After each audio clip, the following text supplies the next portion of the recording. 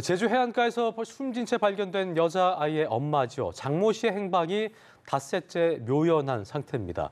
제주공항에서 모텔까지 이동한 행적이 확인된 이후에 여전히 실종된 상태입니다. 네, 한편 숙명여고 문제 유출 혐의를 받는 쌍둥이 아빠에 대한 구속 여부가 오늘 결정되는데요. 전문가와 함께 자세히 짚어보도록 하겠습니다. 네. 손정혜 변호사 나오셨습니다. 어서 오십시오. 안녕하세요. 안녕하세요.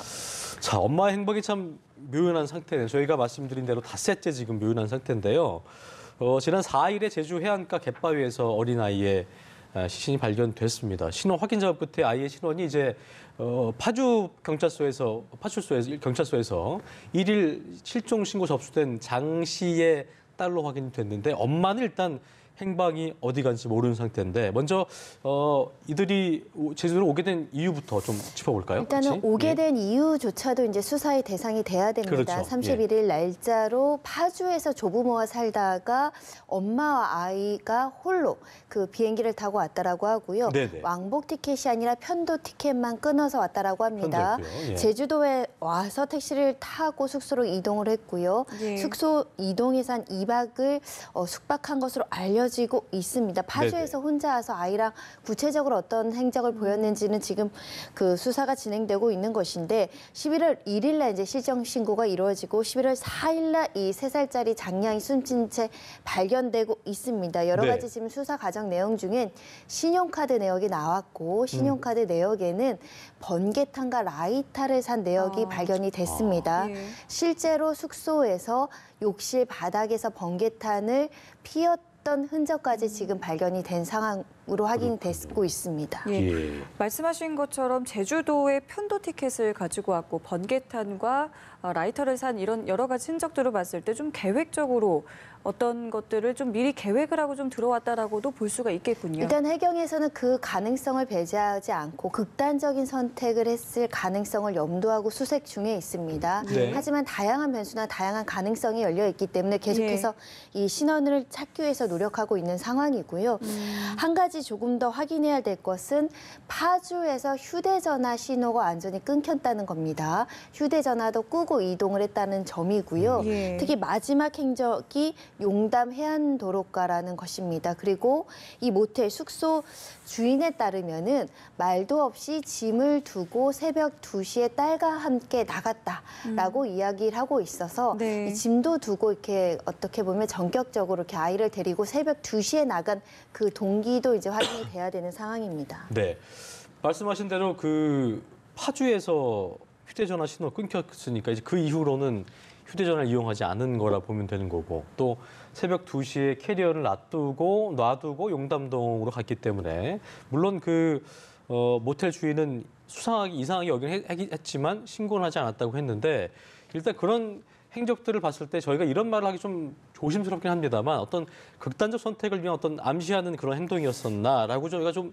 추측해 볼 수 있을까요? 가능성이 있다고 생각합니다. 왜냐하면 조부모와 살고 있었는데 부모님에게도 상의하거나 이야기하지 않고 홀로 어린아이를 제주도로 온다는 것도 좀 이례적인 상황으로 볼 수 있고요. 예. 그렇죠. 여행을 온다라고 하는데 휴대전화를 들고 오지 않고 특히 돌아가는 항공편을 예약하지 않는 것도 이례적인 상황이기 때문에 예. 극단적인 선택을 염두하고 이동했을 가능성이 있습니다. 다만 극단적인 선택을 시도해도 그것이 실패하고 미수하고 후회해서 이루어지지 않는 경우도 있기 때문에 예. 혹여라도 어린 아이와 나가서 어떤 다른 범죄에 연루된다거나 조금 여러 가지 피해 과정에서 불가피하게 이렇게 아이가 좀 죽은 상태로 발견된 것이 아닌가라는 가능성도 여전히 남긴 채 수사를 해야 되지 않을까 생각이 지금 듭니다. 그 부분이 좀 중요한 것 같은 게 그 모텔 내에서 번개탄을 피우다가 만 흔적도 있었고 또 용담동으로 이동했다가 그 아이가 발견된 곳이 애월읍 쪽이었기 때문에 거기가 이제 용담동부터 육상 거리로 17km 지점이기 때문에 뭔가가 엄마가 극단적 선택을 하려 했지만 주저했을 것 같은 그런 예상도 해볼 수 있잖아요. 그렇죠? 실제로 신용카드 내역에는 번개탄과 라이터를 샀지만 우유도 샀거든요. 그리고 그 번개탄을 피운 장소 자체가 욕실이라는 점에서는 네. 혹여 가정에서 혼자 극단적인 선택을 하고 아이에게는 여러 가지 부정적인 영향을 안 주려는 결심을 했을 가능성도 배제하기는 어려워서 다양한 가능성을 염두하고 수사를 해야 되는데 가장 중요한 건 부검 결과입니다. 네. 일단 사망 시점이 나와야 되는 것이고요. 사망한 원인이 나야 됩니다. 혹시 익사를 한 것인지 질식사를 한 것인지 폐에 번개탄 흔적이 있는지 이런 것들을 통해서 언제 어떻게 어떠한 원인으로 사망했는지가 발견이 돼야 되는 상황이고요. 일단은 그 발견 당시의 상태는 아주 좋지는 않은 것 같습니다. 다만 상태가요? 예, 부검 결과 사망 시점 정도는 추정될 수 있는 상황으로 추정이 되기 때문에 조금 더 부검 결과를 기다려보면 정확한 어떤 행적이라든가 사망 원인을 확인할 수 있어 보입니다. 알겠습니다. 정황상 마지막으로 본 분이 택시기사일 수도 있겠는데 이분에 대한 어떤 조사도 좀 들어갈 수 있는 건가요? 당연히 참고인 조사가 진행이 됐을 겁니다. 현금으로 5,000원을 주고 내렸다라고 하는데 예. 특이 사항이 있었는지 그 딸과 엄마의 모습 그리고 어떤 내용이 오고 갔는지를 물어보고 그 과정에서 극단적인 선택에 대한 암시가 있었던가 아니면 누군가를 만나러 간다던가 이런 내용들이 확인될 수 있을 겁니다. 어쨌든 그 행적이 끊긴 거는 용담동이었기 때문에 또 아이는 또 먼 곳에서 발견됐기 때문에 최종 이동 동선에 대한 어떤 확인은 필요하지 않나 싶은 생각이 들긴 하네요. 좀 추가적으로 저희가 드려온 부분이 있다면 바로 확인 드리겠고 또 말씀드린 대로 2시부터 아이에 대한 그게 부검이 실시되기로 했기 때문에 그 부분도 저희가 추가적으로 들어오는 게 있으면 바로 전해드리겠습니다. 자, 주제를 좀 바꿔서요.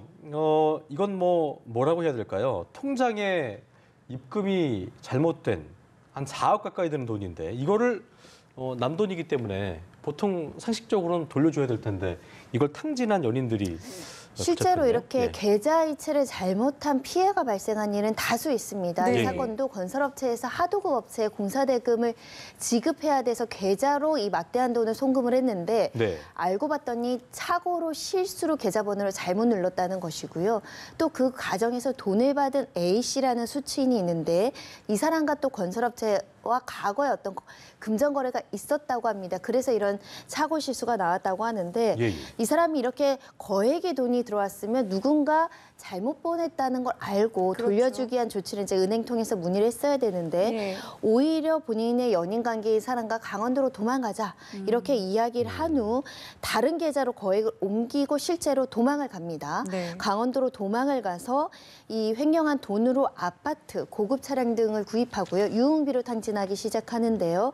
실제로 이 돈 받은 A씨는 카지노로 21회 드나들었다고 하고 이 연인 관계 내연녀 B씨는 44회 출입을 했다고 합니다. 예. 이렇게 카지노, 유흥비, 고가의 물건을 사는데 지금 3억 9천 중에 2억 5천을 단기간 내에 사용했다라고 예. 합니다. 예. 그 변호사님 조금 전에 횡령한 돈이라고 표현을 해주셨는데 이게 횡령죄에 포함이 되는 부분인가요? 네, 우리 법원은 명확하게 남의 돈이고요. 이렇게 차고 송금해서 들어왔다고 하더라도 신의 성실의 원칙상 남과 남이라고 하더라도 이 돈을 보관해서 돌려줄 의무가 있다라고 판단하고 있습니다. 예. 반환할 의무가 있는데 돌려주지 않으면 횡령죄가 되는 것이고요.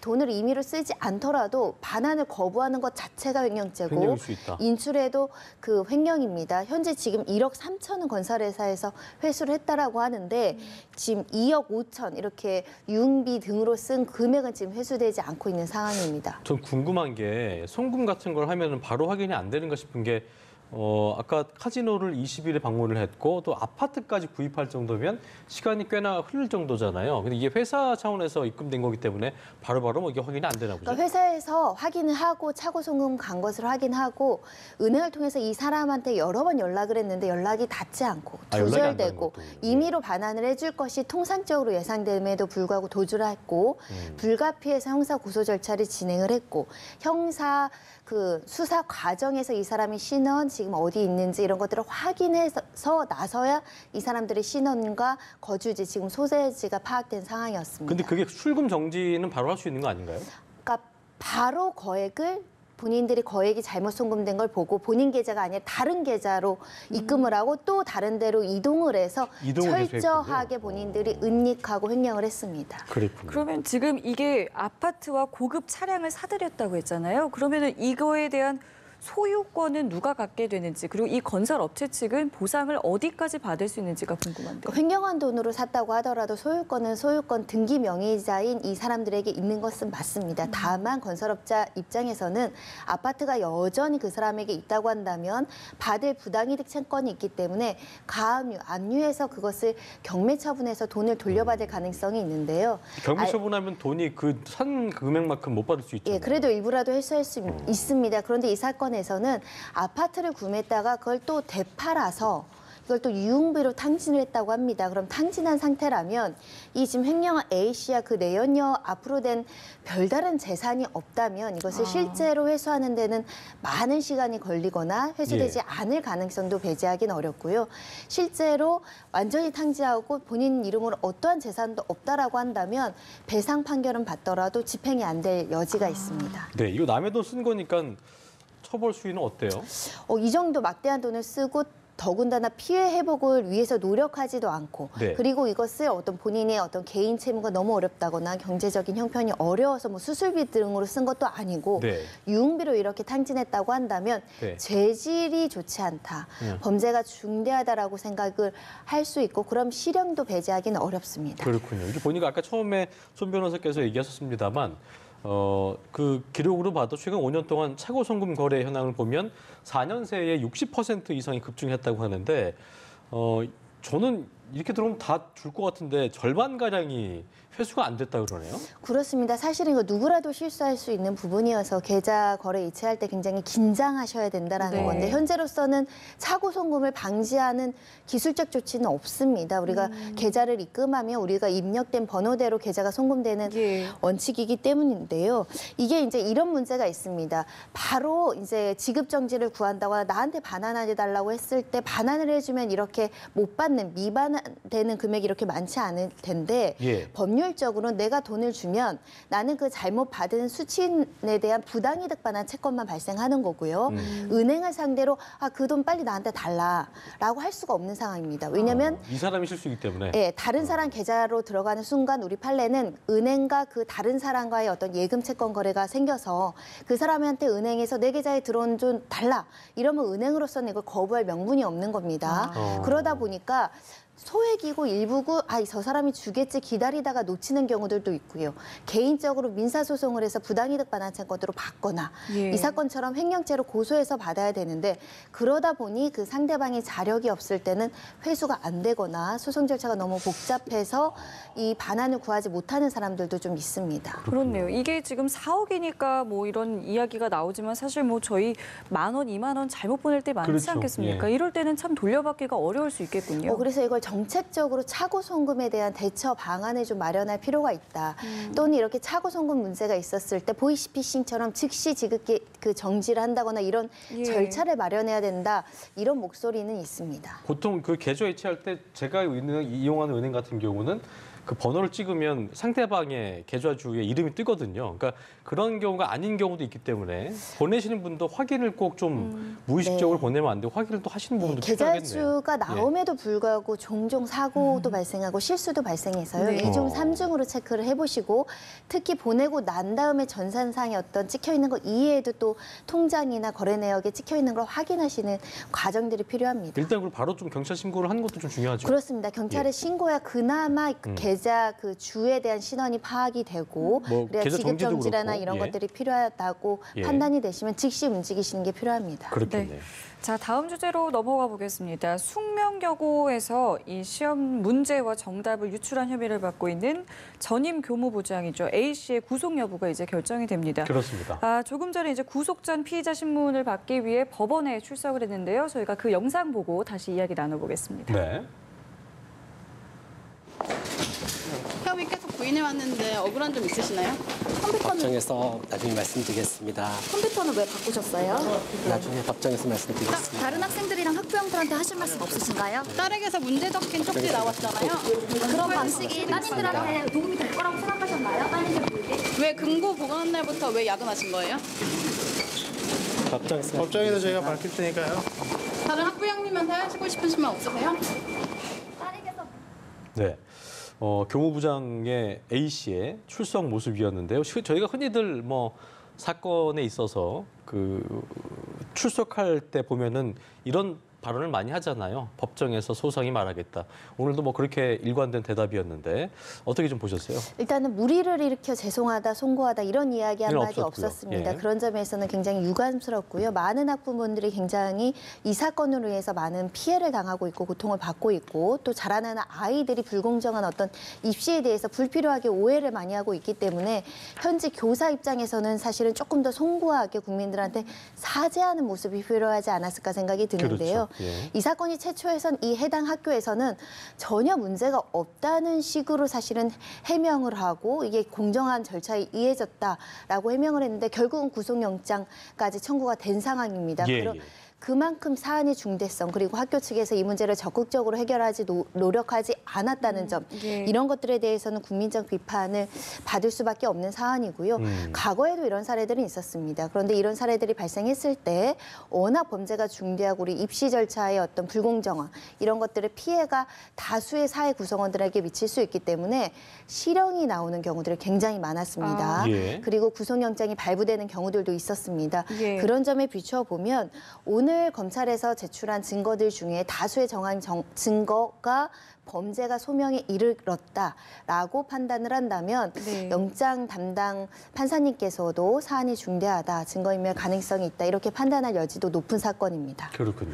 이게 지금 직접적인 증거는 사실 좀 없고 정황이 좀 뚜렷한 상황인 거잖아요. 이런 경우에도 구속에 대해서 뭐 충분히 가능하다라고 볼 수 있는 건가요? 전에 말씀드린 사건들도 마찬가지로 직접적인 증거는 있기가 어려운 사건입니다. 시험 문제를 유출해서 구두로 알려준다거나 예. 이렇게 불공정인 행위를 하는 것을 누가 목격하지 않도록 은밀하게 진행하는 것이 보통이기 때문에 이 사건도 시험지를 보는 장면이 CCTV에 찍히진 않았습니다. 예. 그리고 시험지가 유출된 어떤 장면들이 디지털 포렌식으로 나오진 않았습니다. 다만 이런 여러 가지 정황 증거만으로도 합리적 의심 없이 이 시험 부정이라는 게 입증이 된다라고 한다면 유죄 판단이 나올 수 있는데요. 예. 현재까지 나온 유력한 정황 증거를 확인을 해보면 시험 당일 전날 그 시험지가 보관된 금고 근처의 교무실에서 홀로 자청해서 야근을 했다는 점이 발견이 됐고요.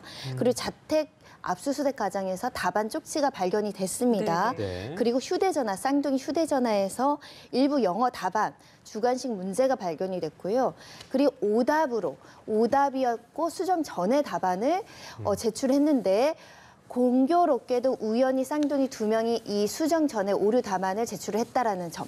그리고 가장 중요한 정황 증거는 급격하게 이례적으로 성적이 상승했다라는 점이고요. 이 예. 문제가 유출되자마자 컴퓨터를 바꾼 점도 합리적인 의심할 수 있는 충분한 정황 증거가 될 겁니다. 네. 다만 예전에 그 광주 모 고교에서 시험지 유출 사건으로 네. 이 유출한 행정실장과 부모가 실형 2년을 받은 사건이 있었고요. 2015년에도 목동에서 이 시험 부정 문제가 발생을 해서 그 네. 선생님과 학부모가 실형을 받은 사건들이 있었습니다. 예. 이 사건들에서는 결국 법원에서는 자백을 했습니다.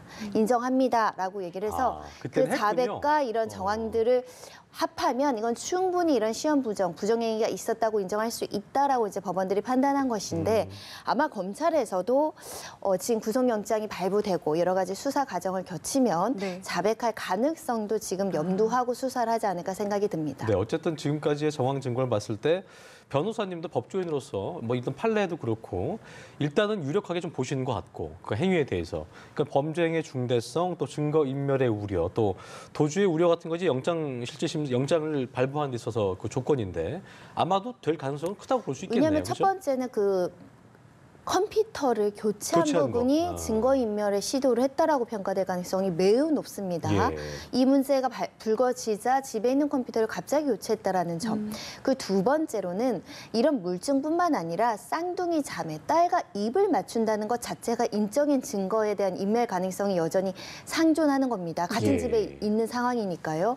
그런 점에 비춰보면 범죄의 소명이 됐다라고 한다면 증거인멸 가능성이 있는 사건이다라고 판단될 가능성이 매우 높습니다. 그렇군요. 자, 지금 쌍둥이 자매는 여전히 학교를 다니고 있는데요. 이 자매는 앞으로 어떤 수사를 좀 받게 될까요? 일단 피의자 신분으로 조사를 받았습니다. 조사 네. 과정에서 여러 가지 어려움으로 호소했고 미성년자이다 보니 강제 수사가 아주 강도 높게 들어간 상황은 아닙니다. 우선 네. 아버지를 통해서 혐의를 입증해 내는 것이 관건인데요. 여러 가지 지금 변명을 하고 있습니다. 집에서 보인 쪽지는 시험 전에 작성한 게 아니라 반장이 불러준 답안을 작성한 쪽지에 불과하다 이런 답변을 하고 있는 것인데요. 아마도 이 아버지인 교무부장에 대한 구속영장 여부가 이제 결정이 난 이후에는 본격적으로 검찰에서 조사가 이루어질 수 있고 딸에 대해서도 아무리 미성년자라고 하더라도 예. 기본적인 사실관계 또다시 확인하려기 위해서 소환 조사할 가능성도 배제하기 어렵기 때문에 현재로서는 이 피의자 입증 사실에 대한 어떤 자백 여부 이런 것들을 확인하기 위한 중요하겠네요. 보강 수사가 굉장히 이루어질 것이고요. 다만 예. 딸들 입장에서는 아버지가 이 시험을 주긴 했는데 이게 나는 그 시험인지 모르고 그냥 아버지가 중요하다 해서 뭐 그냥 인도자면. 공부해봐라. 이런 네. 문제가 나올 수도 있다. 기출 문제이다. 예. 이런 걸 한번 풀어봐라. 이런 취지로 알렸기 때문에 나는 그런 인식은 없었다. 이런 주장으로 나중에 아예 주장을 바꿀 수 있습니다. 그러면 쌍둥이 딸들은 죄가 없을 수 있는 거예요? 예를 들면 이게 지금 우리 기말고사 시험지인데 이거를 배워서 너는 부정시험을 해. 명확한 아니고. 범죄의 공범인데요. 네네네. 이거는 아빠가 이렇게 해보니까 이런 문제가 나올 중요한 수도 것 있고 같아. 시중에 있는 문제니까 한번 풀어보렴 해서 풀어봤다라고 한다면 이 부정한 시험에 대한 업무방해에 대한 고의가 인정되지 않는다. 그런 평가가 있을 수 있기 때문에 그 당시 어떻게 인식했고 아버지인 교무부장으로부터 어떤 진술을 들었는지가 관건입니다. 네, 어쨌든 이 사건은 아까 그 성규 앵커 말대로 직접적인 증거는 잘 없는 상태이기 때문에 정황 증거를 갖고 법원이 어떻게 판단을 할지가 제일 중요한 부분이 아닌가 싶은 생각이 드네요. 예, 네, 그렇습니다. 알겠습니다. 자, 저희 지금까지 네. 손정혜 변호사와 이야기 나눠봤습니다. 오늘 네. 말씀 고맙습니다. 고맙습니다.